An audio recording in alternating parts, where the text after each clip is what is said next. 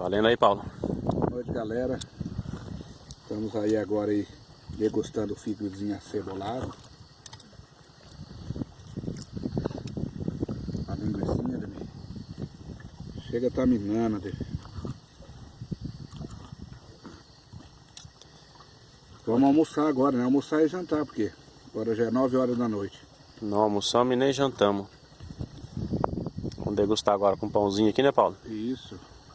Tem a farofinha ali, tem um limãozinho, já vou pegar. Beleza? Mas ficou chique pelo jeito, hein? Ficou bom, hein, Paulo? Ô, louco, vamos ver.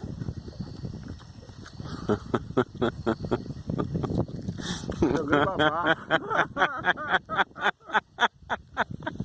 Muito bom.